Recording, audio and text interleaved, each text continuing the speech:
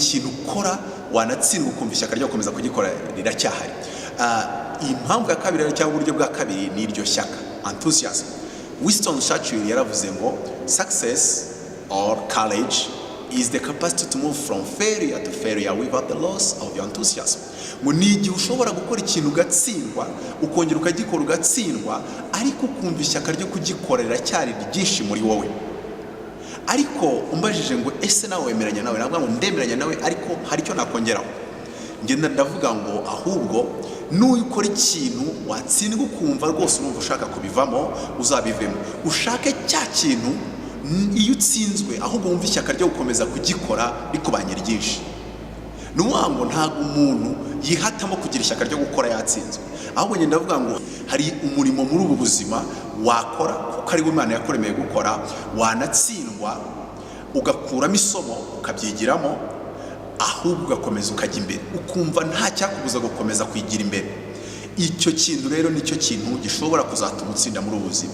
Ntago muri iyi si ushobora kuzaba udatsindwa, ntago muri iyi si ushobora kuzakora ibintu ngo byose bigende neza, cyane cyane yuko amakosa menshi dukunda gukora tuzabona mu yandi madivide tuzakora, the 10 rules of success from the Bible, aho tubona amahame 10 aturuka muri Bibiliya ashobora gutuma uba umutsinzi cyangwa se uba successful. Tuzasangamo ko you learn from your failure. Iyo utsinzwe it doubles your enthusiasm. Iyo umuntu ari mu kintu Imana yamuremeye gukora, kimwe mu bintu bibigaragaza ni igihe yatsinzwe. Iyo atsinzwe mu gihe abandi bari gutsindwa bakabihagarika, mu gihe abandi bari gutsindwa bavuga ngo sinzongera kubikora, waratsindwa ahubwo akumva ishyaka ryo kubikora ryamubanye ryinshi.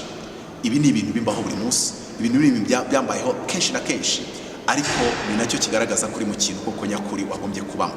Yesu ubwo yari ari kumwe na Pilato yaramubwiye ngo iki nicyo navukiye kandi nicyo cyanzanye mu isi. Ibintu bitangaje ni ibi ngibi. Yesu we yarazi ikintu yavukiye n'icyamuzanye ku isi, nawe ugomba kukimenya. Ikintu cya mbere cyakikumenyesha ni ikintu ukunda kurenza ibindi, ni ikintu ukunda ku buryo wumva rwose uri kugikora umeze nk'uwatashye ijuru naho nta mafaranga yaba ari kuvamo. Ni ikintu iyo ugitsinzwe urimo wumva rwose uzongera ukagikora ejo ndetse ukagikora cyane. Ntago bituma ucika intege. Ntago njya nkunda kubwira abantu, umuntu umwe yarambajije w'umunyamakuru ambaza mu gitabo cyawe waranditse ngo ntago ujye ubwira abantu ngo never give up. Ndamubwira yes, ntabwo nkunda kubwira abantu ngo never give up, ahubwo ngenda ndamubwira ngo uzakore cya kintu iyo utsinzwe uri kugikora wumva ijwi riri guturuka imbere muri we mu mutima wawe, in your subconscious mind, rivuga ngo never give up.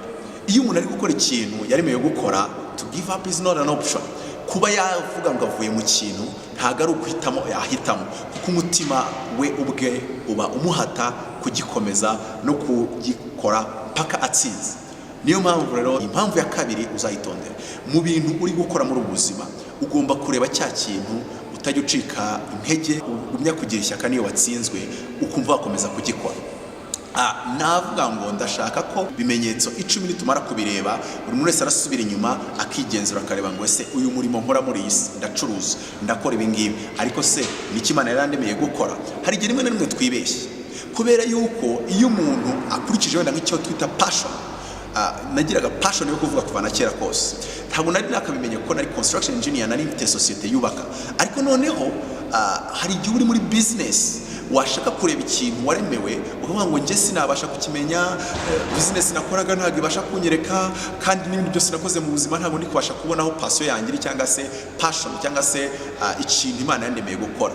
Ariko ndajya mubwire ngo wirebe ikintu cyose, reba detail, fata akantu gato. Wenda muri business wabonaga atari ibintu byawe, ariko muri negotiation n'abakiriya, mu gihe urimo uganiriza abantu, urimo basubizamo courage, ushobora kuba warabonye yuko ariko ibyawe biri. Mu gihe urimo uha service abantu batandukanye, genda ufata detail by detail, agace kamwe ku kandi gace, kugeza ubonye cya kintu ukora ukumva utarambirwa, ukumva utacika intege, watsindwa, ahubwo ishyaka rikiyongera.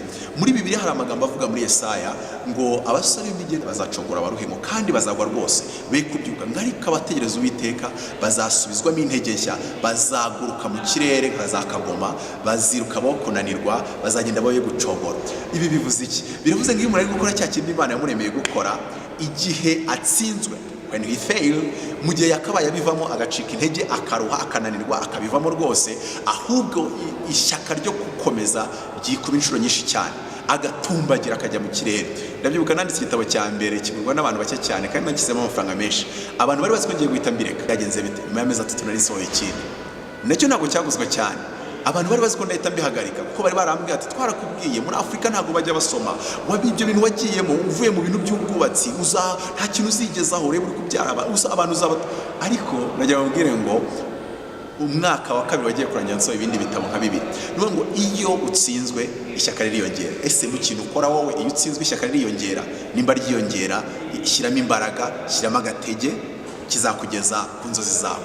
Ariko niba iyo utsinzwe wumva rwose intege, ishyaka, enthusiasm yo gukomeza ishize, ikintu urimo ntabwo ari icyawe. Impamvu ya kabiri ni ikintu udashobora gucikamo intege. Iyo utsinzwe ahubwo uratumbagira. Iyo abandi bari gucogora wowe usubizwamo intege.